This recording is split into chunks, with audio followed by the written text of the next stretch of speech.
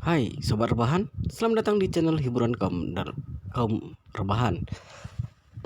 Admin akan melanjutkan membacakan sebuah cerita novel yang sangat menarik, yang sangat seru, yang sangat menghibur, yang sangat layak untuk diikuti dari awal hingga akhir. Sebelum melanjutkan, pastikan kalian sudah subscribe channel ini dan aktifkan lonceng notifikasinya agar tidak ketinggalan jika admin upload video terbaru. Jika kalian menyukai cerita seperti ini, jangan lupa di like. Jika berkenan, share juga ke teman kalian agar teman kalian juga mendapatkan informasi hiburan seperti ini. Baik, di video ini kita lanjutkan di part ke 168 bertepatan dengan bab ke 791. Malan tidak pernah membayangkan bahwa setelah lebih dari 20 tahun dia masih akan dihajar habis-habisan karena insiden hand making. Awalnya dia akan membujuk Zhang Guipen agar berada di pihaknya, tetapi dia tidak menyangka bahwa setelah Nyonya Besar Xiao mengungkit perselingkuhannya, Nyonya Besar Xiao langsung menghancurkan semua usahanya dan justru menjerumuskannya ke dalam jurang yang tak berujung. Beberapa wanita yang datang untuk menemuinya dengan kejam untuk memukulinya dengan kejam telah mengalami masa lalu yang tragis karena terlibat oleh wanita penggoda. Jadi ketika mereka memukulinya, mereka membawa semua kebenciannya yang dulu dan sekarang itu ke dalamnya. Mereka menghajarnya tanpa belas kasihan. Malan dipukuli hingga babak belur, bahkan dia hampir sekarat. Beberapa kali Malan merasa dia akan pingsan, tapi sebelum dia benar-benar pingsan, wanita yang lain segera membangunkannya. Setelah sekelompok orang memukuli Manlan dengan keras, Nyonya Besar Xiao yang berada di sebelah berkata, "Menurutku sebaiknya kita bawa wanita jalang ini ke kamar mandi saja agar dia tidak membuat kita marah di sini." Benar, seorang wanita bergegas menarik tangannya dan dengan dingin berkata, "Nyonya Besar, bawa dia ke kamar mandi." Kemudian dia memanggil wanita lain dan berkata, "Tarik kaki dan tangannya, kita bawa dia ke kamar mandi." Ya, wanita yang lain segera mengangguk dan setuju untuk turun. Jadi, masing-masing dari mereka menyeret kaki Malan dari tanah ke toilet. Sawewe juga dengan cepat mengikutinya. Melihat dua orang menyeret Malan ke toilet, dia mengeluarkan baskom berisi air dan langsung menyiramnya di tubuhnya, mencibir dan berkata, "Malan, kamu tidak pernah membayangkan akan mengalami kejadian seperti hari ini, kan? Dengan kondisimu ini, kamu masih ingin melawan nenek?" Malan terbangun karena air dingin tersebut, tubuhnya gemetar hebat. Dia juga mulai menyesali perbuatannya. Dia seharusnya tidak mengucapkan kata-kata itu di depan Zhang Guipen dan mencoba membangkitkan simpati Zhang Guipen. Jika dia tidak menuduh Nyonya Besar Xiao barusan, dia tidak akan berakhir seperti ini. Yang lain disesali, yang lebih disesali adalah dia tidak boleh mencuri kartu bank menantunya Yi Chen. Dia tidak pernah menduga bahwa Yi Chen adalah penipu internasional. Jika dia tidak mencuri kartu banknya, cepat atau lambat Yi Chen lah yang akan masuk dan menderita kesulitan ini.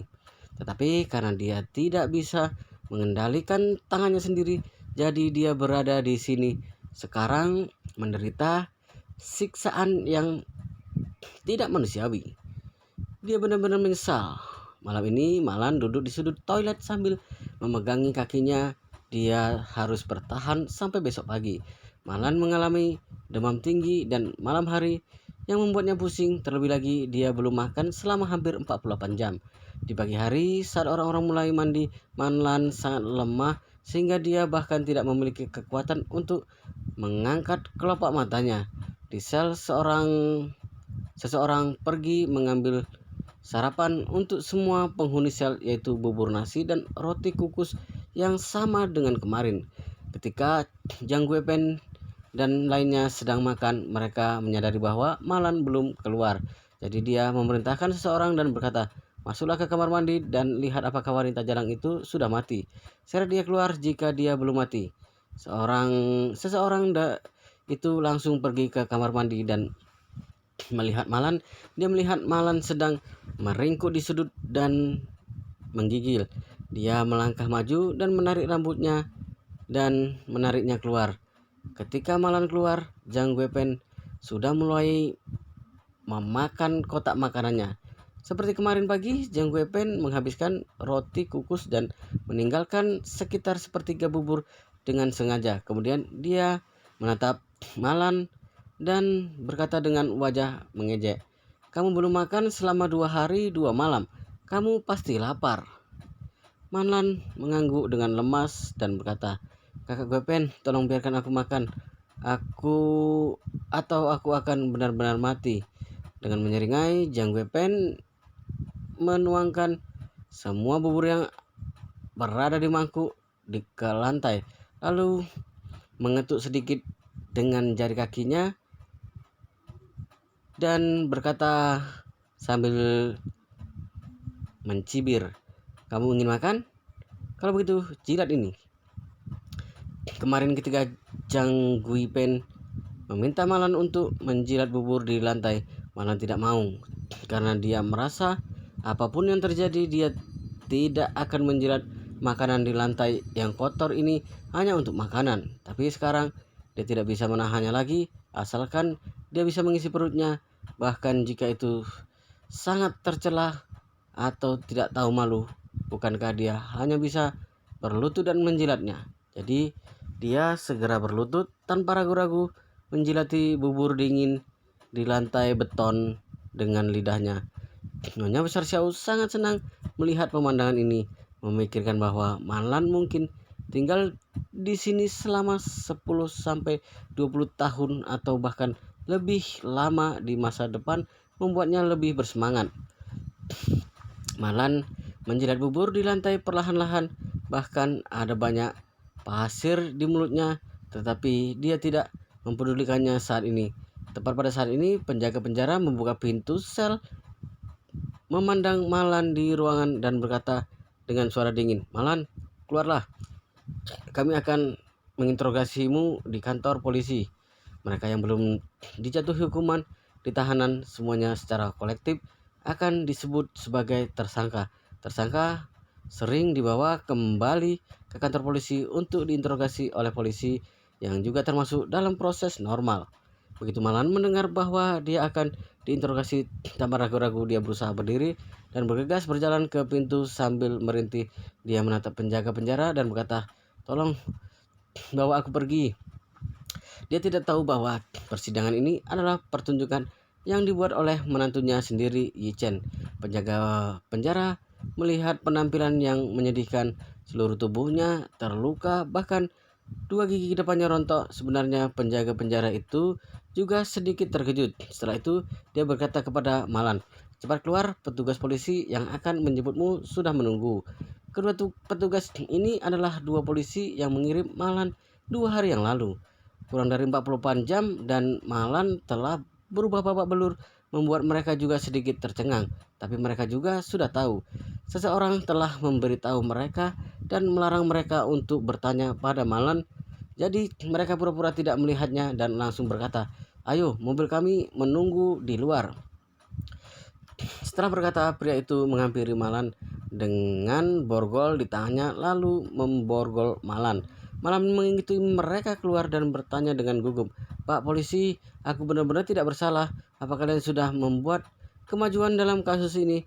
Kapan aku bisa bebas dari tuduhan ini? Aku ingin pulang."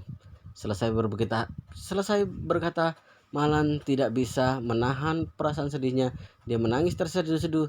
Petugas polisi itu berkata, "Kamu terlibat dalam kasus penipuan yang merupakan kasus penipuan internasional terbesar yang pernah tercatat di dunia. Sebagai tersangka pertama yang kami miliki, kamu adalah terobosan utama bagi kami untuk menyelesaikan kasus dan penangkapan." Kemudian polisi itu melanjutkan, "Jika kamu paham maksudku, sebaiknya kamu memberitahu kami di mana semua teman-temanmu. Ini dapat membantu kami menyelesaikan kasus ini. Dengan memberikan kontribusi pada kami, kami akan mengupayakan keringanan hukuman untukmu." Malan berkata dengan suara gemetar, "Pak polisi, percayalah padaku. Aku bersedia bersumpah demi hidupku bahwa aku benar-benar tidak tahu apa-apa tentang masalah ini. Orang yang ingin kamu tangkap adalah menantuku. Aku bisa membawamu untuk menangkapnya. Jika ada masalah, kamu bisa mengadilinya atau bahkan menembaknya. Tapi kalian tidak boleh menangkap orang yang tidak bersalah." Begitu Manlan dibawa ke kantor polisi, dia langsung dimasukkan ke ruang interogasi. Beberapa petugas polisi segera masuk, duduk di depannya dan berkata, "Malan, bagaimana pendapatmu tentang 2 hari ini? Apa kamu siap untuk membicarakan masalah kalian?" Malan menangis dan berkata, "Pak polisi, aku benar-benar tidak bersalah." Polisi itu mendengus dingin. "Kenapa? Apa kamu akan terus menyangkalnya? Apakah Anda benar-benar berpikir bahwa kami sangat mudah dibohongi? Jika kami tidak dapat menangkap kaki tanganmu, kamu akan menanggung semua hukuman sendirian. Mungkin kamu akan ditembak." Begitu mendengar bahwa dia mungkin akan ditembak, Manan langsung panik dan memohon, "Pak polisi, aku sudah mengatakannya berkali-kali. Kartu bank itu bukan milikku. Aku mengeluarkan kartu itu dari saku menantuku, dan kata sandi kartu itu adalah hari ulang tahun menantuku, yang cukup untuk membuktikan bahwa kartu ini milik menantuku, bukan milikku. Karena kamu mengatakan bahwa kartu ini dicurigai sebagai kartu milik penipuan internasional, pelaku yang sebenarnya pasti menantuku yang terkutuk itu. Mengapa kamu tidak menangkapnya? Kenapa kamu menangkapku?" Polisi itu mencibir, Nama menantumu adalah Yichen, kan?" Marlan dengan cepat bertanya, "Kalian telah menyelidikinya? Apakah kalian sudah menangkapnya atau mengadilinya? Apakah kalian menyiksanya agar dia menjelaskannya dengan cepat?" Petugas polisi mengeluarkan black card dari tas arsip, meletakkan black card di depan Marlan dan bertanya, "Marlan, apakah ini kartu bank yang kamu ambil untuk mengambil uang dari bank?" Marlan sekilas mengenali black card itu. Begitu dia menutup matanya 2 hari ini, dia muncul di benaknya adalah penampilan kartu bank itu. Jika bukan kena kartu ini, bagaimana dia bisa menjadi tahanan dan menderita begitu banyak siksaan yang tidak manusiawi? Jadi dia benar-benar khawatir tentang ingatannya terhadap kartu bank ini. Dia langsung tercengang. Dia berkata dengan getir, "Ini kartunya. Ini yang aku curi dari saku menantuku. Dia pasti pelakunya. Cepat tangkap dia. Segera adili dia. Lalu tembak dia." Polisi itu mencibir lalu mengeluarkan tas arsip, membuka tas arsip dan menuangkan isinya ke atas meja. Yang membuat Malan tidak habis pikir adalah bahwa semua black card di dalamnya persis sama, dan setidaknya adalah ratusan di antaranya. Malan berseru dan bertanya, "Apakah kartu-kartu ini dari bajingan Yichen?" Sejujurnya gangster internasional memalsukan banyak black card ini, dan mereka sangat pintar. Mereka membeli data pribadi banyak orang dari internet, mengatur kode kartu palsu dengan hari ulang tahun mereka, dan mengirimkan ke alamat orang-orang ini untuk mengelabui mereka agar pergi ke bank untuk memeriksa saldo di kartu itu. Saldo masing-masing dari ratusan kartu ini adalah 21,9 miliar. Begitu orang yang ditipu tidak dapat mengendalikan keserakahannya dan mencoba mengambil uang dari kartu, dia menjadi kaki tangan untuk membantu gangster menipu bank dan mengambil uang dari mereka. Untungnya kamu ditangkap sebelum kamu mendapatkan uangnya. Jika tidak, begitu kamu keluar dari bank itu, para penjahat akan menangkapmu dan menculikmu dan menanyakan kode kartu bankmu, dan kemudian mengambil semua 21,9 miliar yang baru saja kamu ambil dari bank, dan akhirnya mereka akan membunuhmu dan kamu akan menghilang dari dunia. Malan tercengang dan bertanya, "Maksudmu kartu ini dikirim oleh gangster ke menantuku Yichen?" "Betul sekali," petugas polisi dengan tegas berkata, "dan tidak hanya mengirimkannya ke menantumu. Sejauh yang kami tahu, setidaknya ribuan orang telah menerima kartu ini di Jinling. Ada puluhan ribu orang di seluruh negara ini." Kemudian petugas polisi tersebut melanjutkan perkataannya, "Menantumu adalah orang yang sangat jujur, juga orang yang sangat murah hati, bukan orang yang serakah." Setelah menerima kartu dan mengetahui saldo kartu tersebut, dia segera melaporkannya ke polisi. "Kami memberitahunya agar tidak panik, tetapi tiba-tiba kamu justru mencuri kartu itu tanpa memeriksanya terlebih dahulu dan membawanya ke Citibank untuk mengambil uangnya. Malan berkata dengan rasa penyesalan, "Astaga, seharusnya aku tahu masalah ini sejak lama. Bahkan jika aku terbunuh, aku tidak akan mencuri kartu banknya." Malan berkata sambil menangis. Dia juga tidak menyangka karena tidak berhati-hati dia harus berada dalam kekacauan seperti ini. Ternyata penjahat itu mencuri data pribadi Yichen lalu memalsukannya dan mengirimkannya langsung ke Yichen. Yang mereka inginkan adalah membuat Yichen menjadi orang yang serakah dan menarik 21,9 miliar di kartu itu. Lalu mereka akan meminta Yichen untuk mentransfer uang tersebut ke rekening mereka sendiri. Dengan begitu, secara tidak langsung maka Yichen akan membantu mereka menyelesaikan seluruh proses penipuan bank dan mereka dapat sepenuhnya menghapus biaya dan menghindari semua risiko. Setelah Yichen mentransfer uang ke rekeningnya sendiri, para penjahat ini akan langsung mencari Yichen dan memaksanya untuk memberikan uang itu, lalu membunuh Yichen dan menjadikan dia tersangka. Memikirkan hal ini, Malan berkeringat dingin. Dia tidak ragu sama sekali dengan apa yang dikatakan petugas polisi itu. Pada saat ini dia menyadari bahwa ketika dia akan mentransfer 21,9 miliar ini di bank, dia hampir saja meninggal. Jika polisi tidak datang tepat waktu dan membawa dirinya pergi, maka dirinya sekarang mungkin telah dibunuh oleh gangster itu. Saat dia berpikir bahwa dirinya hampir mati, dia juga merasa sangat beruntung karena akhirnya dia masih hidup hingga saat ini. Bahkan siksaan tidak manusiawi yang dia derita di dalam sel menjadi sangat berharga. Untungnya dia hanya disiksa oleh Nyonya Besar Xiao dan Zhang Guipen di dalam sel.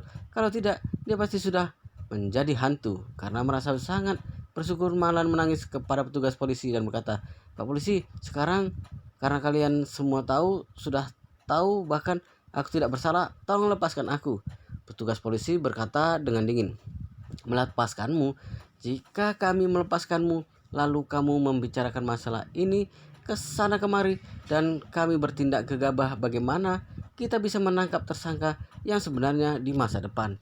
Malan buru-buru berkata, "Jangan khawatir, selama kalian melepaskan aku tidak akan pernah membicarakan hal ini kepada siapapun."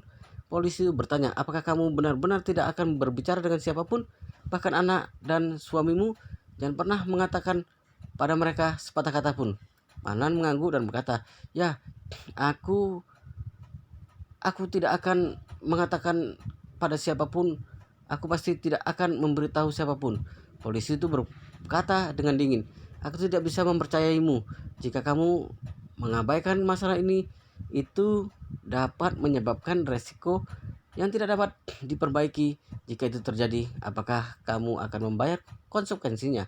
Malan menangis dan berkata, "Pak polisi, jangan khawatir. Bahkan jika aku mati, aku akan membawa masalah ini ke dalam peti matiku dan tidak pernah menyebutkan sepatah kata pun lagi."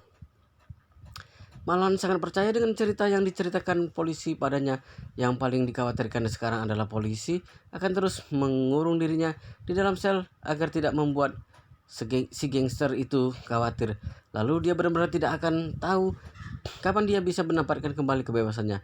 Jadi dia menatap polisi itu dengan mata memohon dan menangis. "Pak polisi, aku benar-benar tidak akan mengatakan sepatah kata pun. Jadi biarkan aku pergi. Jika kalian mengurungku lagi, aku akan mati di dalamnya." Polisi itu menggelengkan kepalanya dengan hati-hati dan berkata, "Malan, aku masih tidak bisa mempercayaimu. Aku telah melihat banyak orang sepertimu. Awalnya dia berjanji tidak akan mengatakan masalah ini pada siapapun, tapi ternyata dia menyebarkannya masalah itu dengan sangat cepat.